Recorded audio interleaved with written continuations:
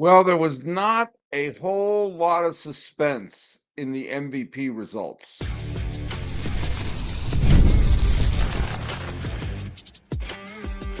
You are Locked On MLB, your daily MLB podcast. Part of the Locked On Podcast Network, your team every day.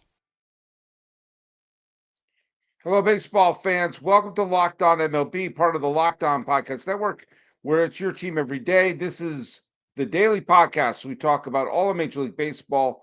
I am your host, Paul Francis Sullivan. Please call me Sully. And today's episode is brought to you by our good friends over at FanDuel. You can start the season with a big return on FanDuel. New customers can place a $5 bet, and you'll get started with $150 in bonus bets if you win your first $5 bet. Just visit FanDuel.com to get started. Follow us at Locked On MLB Pods on Twitter or whatever it's called now, and on Instagram. I'm your pal Sully. I'm at Sully Baseball on the brand new Blue Sky Sully Baseball Podcast on Instagram. So the final of the awards, which should have been handed out nearly a month ago, was chugged into port at 3 o'clock in the afternoon, Pacific Coast time on a Thursday. Way to capture our attention.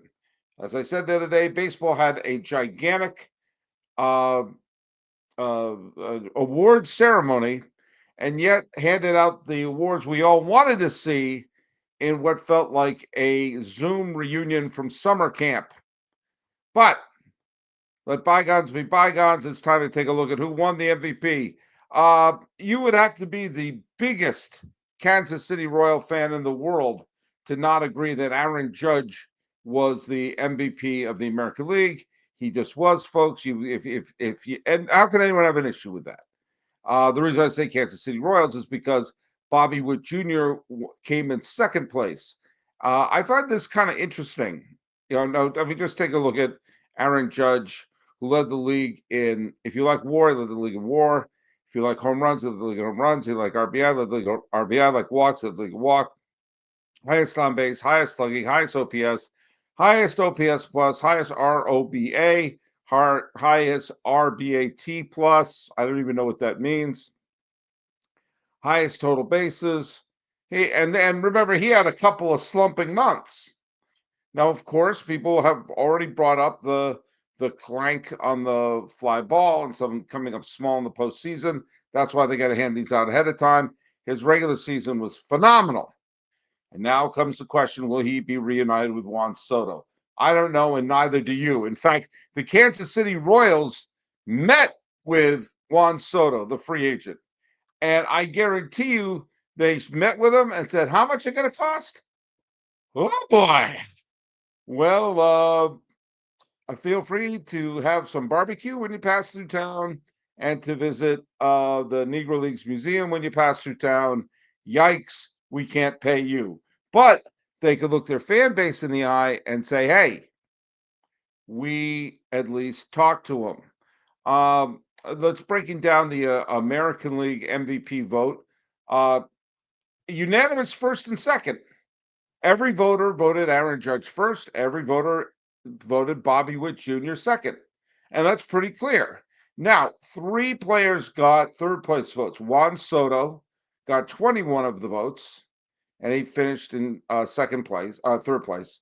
Gunnar Henderson, good for him. He got 6 third place votes. And Jose Ramirez got 3 third place votes. So that's your top 5 of the American League MVPs. Judge, Witt, Soto, Gunnar Henderson, and Jose Ramirez. And they were the ones to finish in triple digits in the MVP vote totals. Also getting some points, finishing basically 6th place and beyond. Vladimir Guerrero Jr., Cy Young winner Tarek Skubal. Jared Duran of the Red Sox actually got a 4th place vote. Yordan Alvarez. I'm glad to see Brett Rooker of the A's. He wound up getting 40 points altogether. Emmanuel Clase. Cal Raleigh of the Mariners, Rafael Devers of the Red Sox, Anthony Santander of Baltimore, and then each getting a 10th place vote will be Jose Altuve, Tyler Holton of the Tigers, Seth Lugo of Kansas City, Corey Seager of the Texas Rangers, and Framber Valdez of the Astros. Now, there were some partisan Met fans who believed that Francisco Lindor was the real MVP of the National League. Good for them. And I hope they're thrilled with the fact that Lindor finished in second place. Shohei Ohtani, very clearly having the best rehab season in baseball history. He finished unanimous at the top. This is the third time Shohei Ohtani has been a unanimous MVP. And guess what, folks? If he starts pitching again, then you can't even take away the whole, well, he's a DH and blah, blah, blah, blah, blah, blah, blah, blah, blah. Yikes. It's going to be really, really hard for any National Leaguer to win an MVP vote with Ohtani if he keeps coming up even marginally near what he did this year if he's also pitching. Francisco Lindor got 23 out of 30 second place votes. He got 7 third place votes, which means a couple of people voted for Ketel Marte of the Diamondbacks at second place. He finished third overall. Marcell Ozuna got a second place vote. Chris Sale, Cy Young Award winner of the Braves, he also got a second place vote. The top 5 were Ohtani, Lindor, Marte, Ozuna, and William Contreras. Bryce Harper also finished above 100 in the vote. Chris Sale finished with 99. Finishing up, Elly De La Cruz of the Reds, Jackson Merrill, who some people, including myself, thought he should have won the Rookie of the Year. You got Willy Adames of the Brewers, Matt Chapman of San Francisco, Zach Wheeler of the Phillies, Mookie Betts of Los Angeles, Jurickson Profar of San Diego, Kyle Schwarber of the Phillies, Manny Machado of the Padres, Freddie Freeman of the Dodgers, Luis Arraez of the Padres, Paul Skeens of the Pirates, Teoscar Hernandez, who's going to sign somewhere, probably not Los Angeles, Ezequiel Tovar of the Rockies, Jackson Chourio of the Brewers, and way, way down there, you have Dylan Cease of the San Diego Padres. I don't see how anyone could have an issue with Judge and Ohtani winning, with Witt and Lindor at second, and Soto and Marte as the third place. I mean, if you have an issue with that, I honestly don't know what to tell you. They seem like pretty solid. And when you take a look at what Ohtani, this is, as I said, his third unanimous rookie of MVP. He won Rookie of the Year back in 2018, but now he's with the Angels. And now he's no longer with the. He won the first 2 with the Angels, and now he's with the Dodgers, where he led the league in. I mean, in a rehab season, leading the league in plate appearances was right there. That's pretty good. He's showing some durability at the plate. He scored more runs than anyone, drove in more runs than anyone, hit more home runs than anyone, had missed the batting average title, but wound up winning for the second straight year.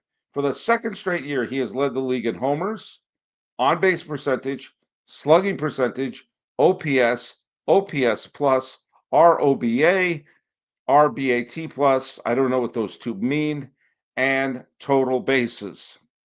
He is putting together unreal numbers that are really, really difficult to comprehend. And if he could be even an adequate pitcher moving forward, then, oh man, it's so great that this is the Shohei Ohtani we're talking about and not someone talking about gambling. Someone said, I know he's guilty of something. Well, he's certainly guilty of capturing our heart when he had Decoy, his dog, going out there. But it is great that we're not talking about any gambling stuff or anything with him, because that story was over. And I mean, as long as he's not betting on baseball, and it didn't seem like anyone was pointing that he was, then what's the issue? Once we figured out that he wasn't betting on baseball and this was all pointed right to his interpreter, time to move on. And time to move on for anyone in the National League to make a run at him as an MVP. Well, we come back. I want to bring up the fact that Judge is now part of a team, as he's his whole career, is part of a team where your greatness is measured in October and really measured by how many championships you were part of. And Judge has left one tier of Yankee stardom, but he may right now be stuck in a different tier.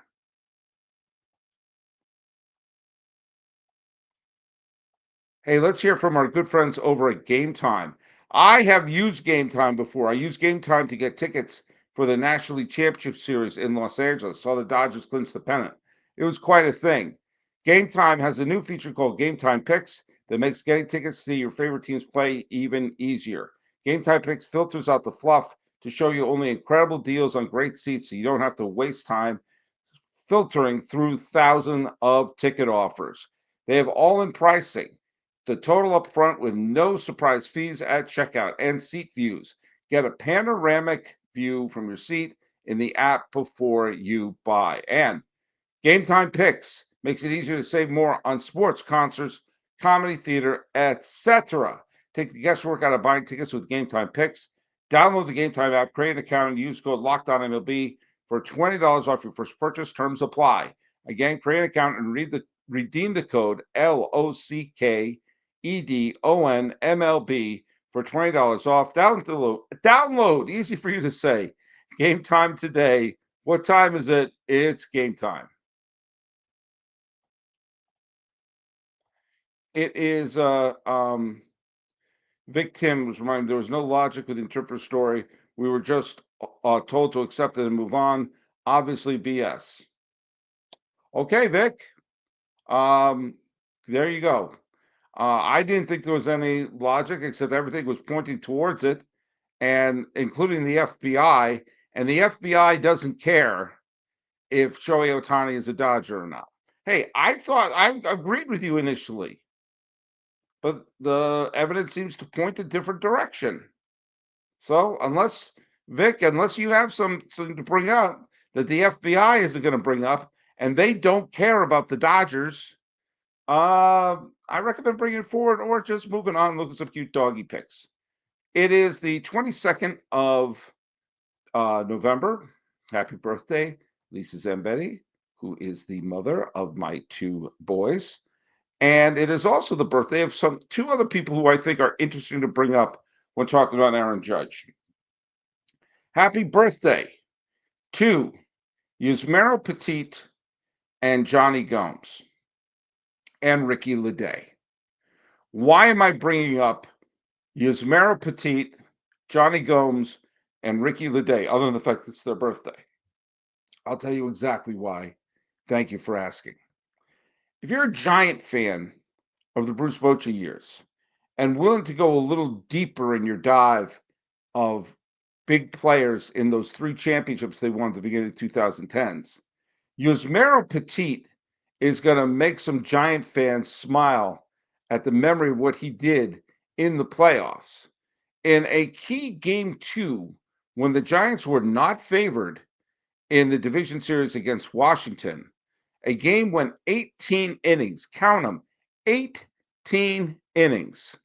And Yusmeiro Petit came out on the road and pitched 6 innings of one-hit shutout ball, striking out 7 along the way.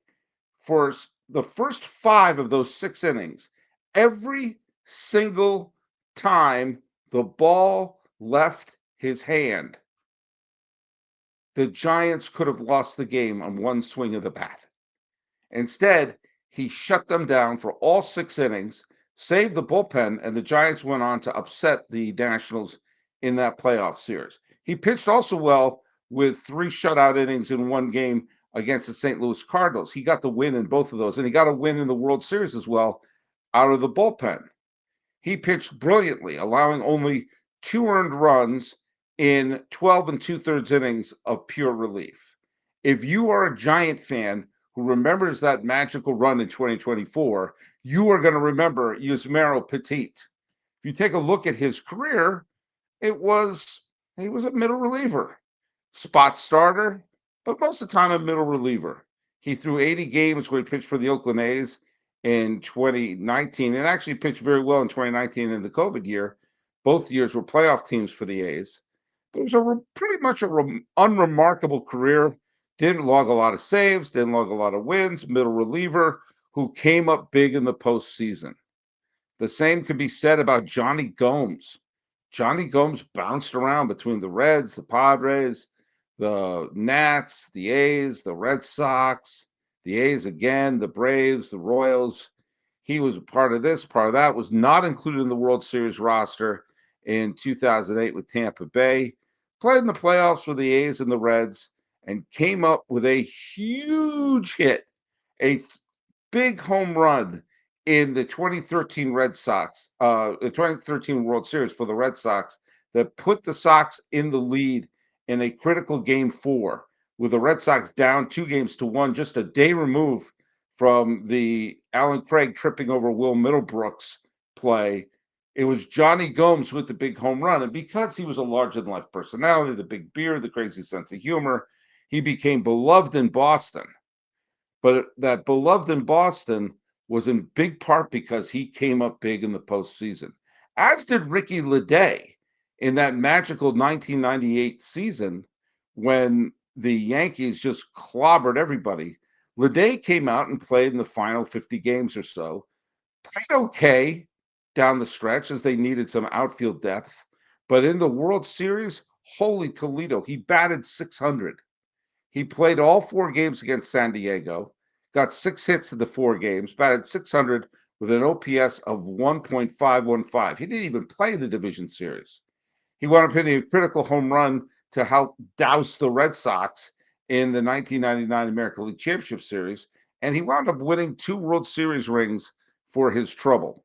Eventually, Ricky Leday was packaged off in the trade to bring David Justice to the Yankees for 2000, and he basically bopped around the rest of his career between Cleveland, Texas, Philadelphia, San Francisco, Los Angeles, and the Mets, not really doing much of anything in any of those years. Sometimes being a regular, most of the time being a part-time player. But you bring him up to Yankee fans, he's a guy who came up big in the World Series. Now, why am I bringing all these up, and what do they have to do with Aaron Judge?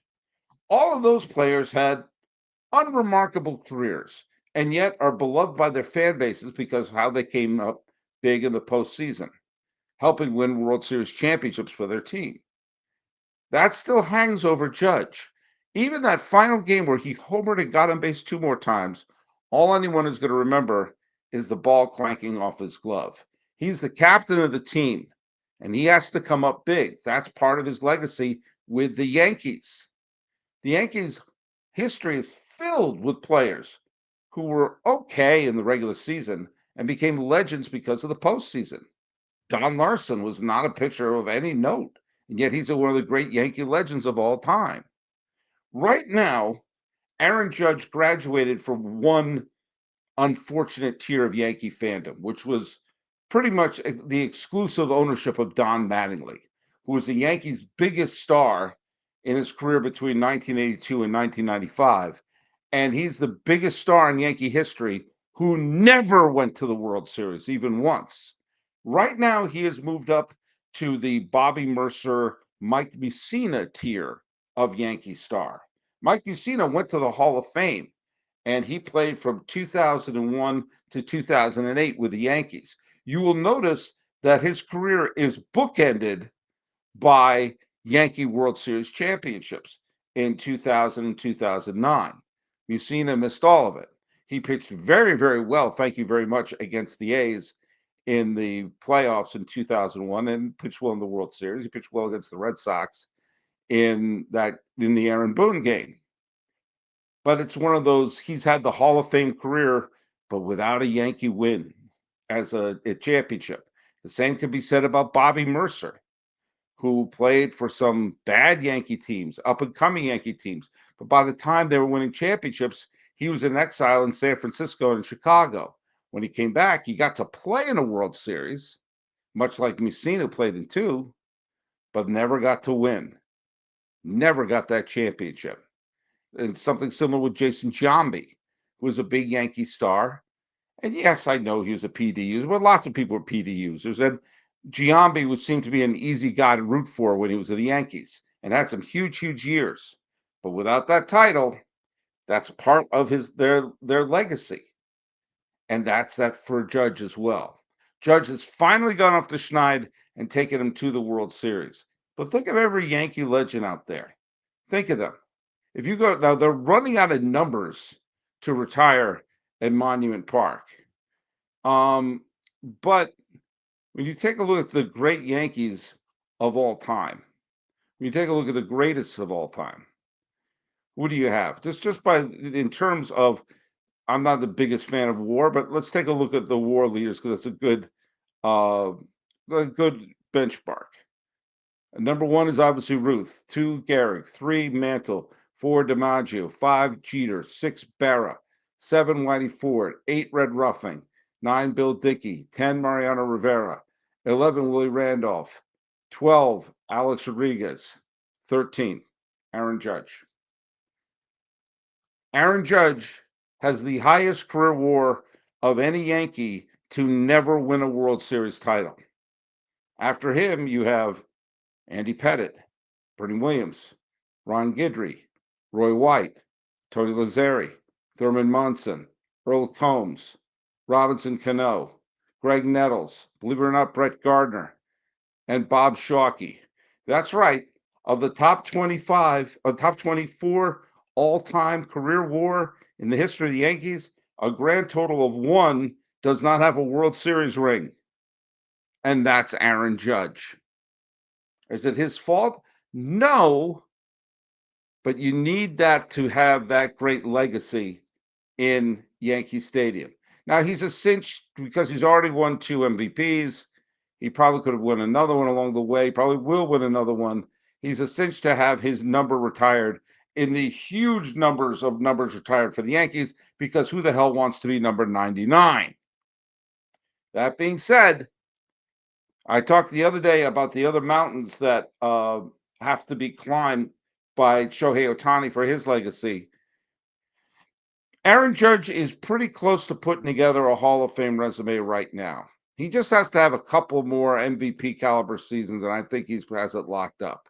Right now, his most similar batters are people like his teammate Soto, or Hank Sauer, or Kyle Schwarber, or Josh Hamilton.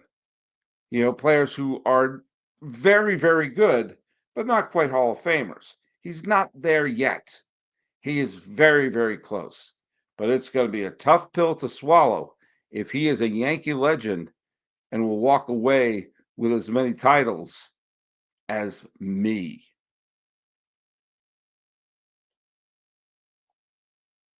All right, let's hear from our friends over at FanDuel. You know all about FanDuel, right? FanDuel is America's #1 sportsbook. Right now, new customers can bet $5 and get $150 in bonus bets if you win. The FanDuel Sportsbook app gives you everything you need.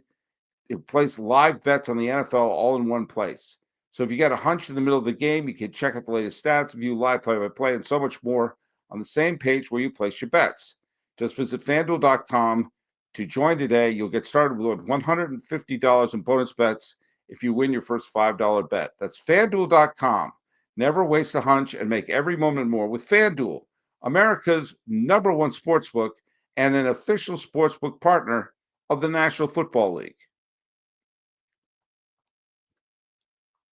Not much to report in terms of the Soto sweepstakes. It looks more and more like things are just not going to happen with the Rays, as they are now, the finger pointing has begun. And Pinellas County doesn't look like they're going to add to the overages to the rebuilding of the Trop, which they want to knock down anyway, or to build a new stadium. Neither makes sense to them right now. Now, if I mentioned the other day, if I was New Orleans, if I was San Antonio, if I was Montreal, I would be angling big time to bring the Rays in right now at this vulnerable spot. Utah's already sending flares over, but they don't have a stadium to play in yet.